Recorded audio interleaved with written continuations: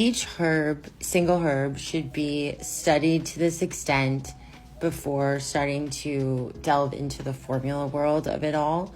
I chose to do a presentation during my master's degree on Shanyao, or Chinese yam, dioscorea, mountain herb, and it has many other names such as devil's bones, Chinese yam, fairy food, diosgenin, colic root, Mexican wild yam.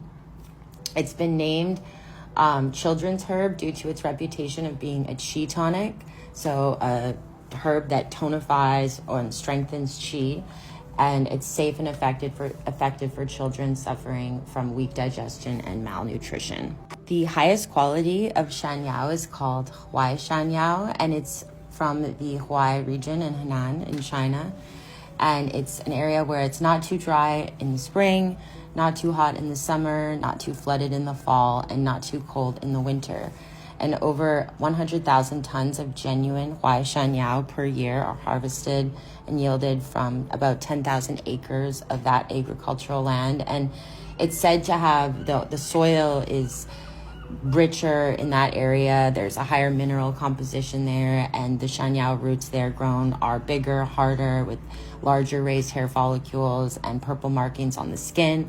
They are harder to break and sound like an iron rod when dropped on the ground, and don't disintegrate after boiling. And they taste different. They have higher amino acid composition, like I mentioned, and mineral content, and they therefore contain the highest medicinal properties and nutritional effects.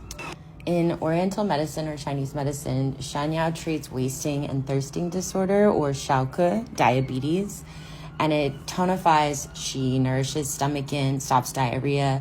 It also tonifies lung qi, lung yin, kidney yin.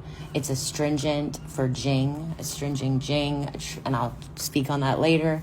It treats cough as well as difficulty breathing, and is great for all ages. As I mentioned before, it enters the kidney, lung, and spleen meridians, and it's sweet and neutral in taste, and it's contraindicated in excess conditions, especially when there's fullness and damp stagnation and accumulation.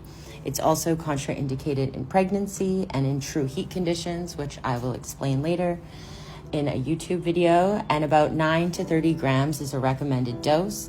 A large dose is about 60 to 240 grams, and over 250 grams is used for diabetic patients with type 2 diabetes mellitus, and that should be taken with caution when taking insulin or other drugs, sulfonylureas that person may be taking for their type 2 diabetes. The steroidal saponins that are found in Shanyao can be converted through a series of chemical reactions into steroid hormones that are used in contraceptives and other medicines. And in Western medicine, Shanyao is said to treat a plethora of things: lung, reproductive, digestive system. It's a tonic, a digestive, a demulcent, an antispasmodic, an anti-inflammatory, an analgesic, pain reliever, a relaxant. It treats nausea, UTIs, arthritis, cholera, menstrual disorders, cramping, morning sickness, soothes the nerves, relieves pain, and improves circulation, treating neuralgia, as well as men and women's infertility. It lowers blood cholesterol and blood sugar.